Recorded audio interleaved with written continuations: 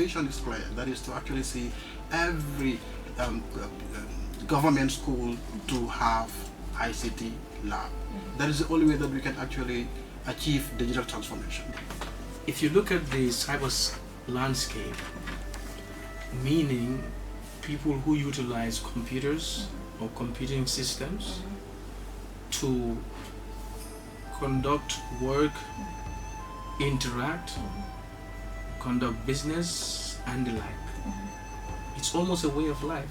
We cannot actually talk about digital transformation when we don't have technical skills that are available in schools to actually train these young people to transition from whatever that we are doing to learning digital. So criminals will resort to disrupting these systems in order to steal valuable assets, online assets of people and businesses. So my vision actually is to see the Gambia competing in the digital world, providing solutions, and we can only do that by providing these basic needs for young people to actually get into science and technology. I mean, look at these innovations by tech individuals on daily basis. These things deserve the spotlight, right? This is why Magic Radio 92.2 FM in Bakau, Newtown South brings to your airwaves Tech Trends. I am Touray, your host for today's show. In this episode, we will discuss technological advancements and their impact on our lives. We have an exciting lineup of topics that are shaping the future of work, education, and security. Remote and hybrid work models, e-learning, and edtech innovations. And of course, cybersecurity in the digital age. We have a fantastic set of guests in our studios and some insightful outside studio interviews lined up for you. Stay tuned and join us in the next 30 minutes as we dive into how these trends are transforming our lives. We have a cybersecurity professional in our studio. Welcome to Tech Trends, so Sanusi Drame, Director of Cybersecurity at the Ministry of Communications and Digital Economy. We have several threats that are out there that can affect remote workers in the cyberspace, which can be ranging from phishing attacks, phishing email, mostly adversaries. They will send you an email, and in the email they will try to trick you for you to kind of reveal your credentials or sensitive information. Or it could be a phishing email whereby you will not unknowingly install malware by opening that particular email. Also, you can have an insecure platform that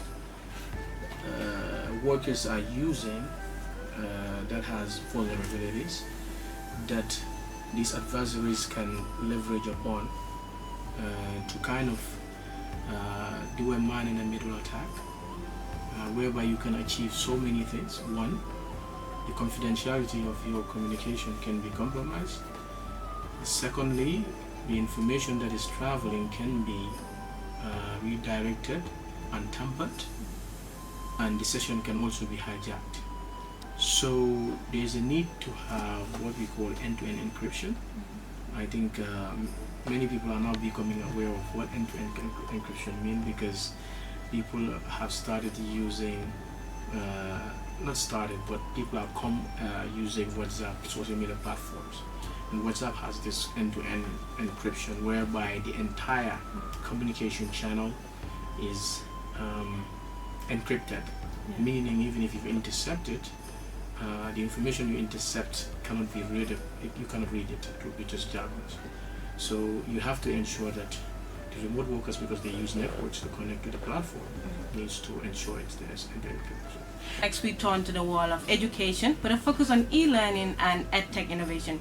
I'm delighted to welcome Pamodun Jai, founder of Nearly Digitals, an organization promoting tech education amongst youth in the Gambia. Welcome to Tech Trends, Pamodun.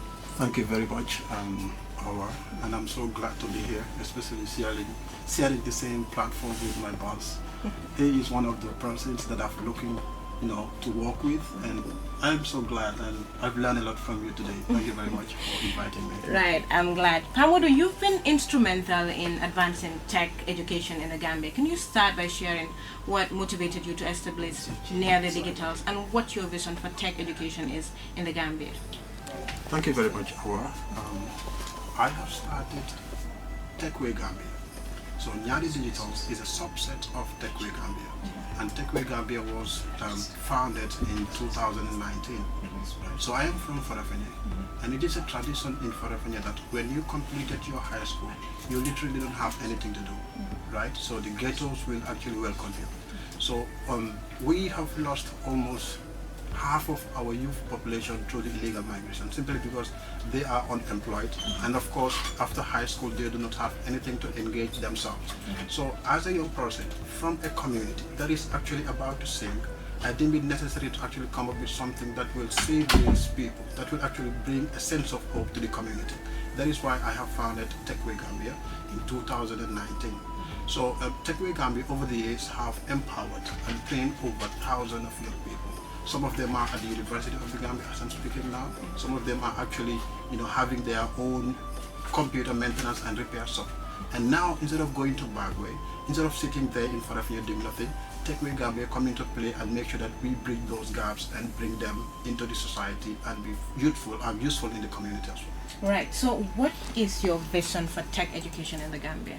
Oh, my vision for the tech education in the Gambia cannot go without first addressing some of the challenges that we have. Yes, the vision is clear. That is to actually see every government school to have ICT lab. That is the only way that we can actually achieve digital transformation. We cannot actually talk about digital transformation when we don't have technical skills that are available in schools to actually train these young people to transition from whatever that we are doing to learning digital. So my vision actually is to see the Gambia competing in the digital world, providing solutions, and we can only do that by providing these basic needs for young people to actually get into science and technology. To access their, let's say, their lectures. For example, if you use a weak password or weak login credentials that can be easily predictable, your account may be compromised. For example, if I'm a student and I decide to use my first name and last name as my login credentials, let's say username Sanusi, password Drame. So an adversary who wants to make a trial may try that first, your first name, last name, or he may try your first name, your telephone number. The person may try 1, 2, 3, 4, 5, 6, 7, 8, 9. So these are very, very weak passwords. They need to make students understand that you need to use strong passwords. The platform by default, in fact, should reject weak passwords and passwords that are less than 8 digit characters. Yes. So a mixture of different kind of approach that combines online and offline resources that caters to students for different level of understanding. So we also need to understand the need of the Gambia. So locally developed solutions is also something that we should, encourage.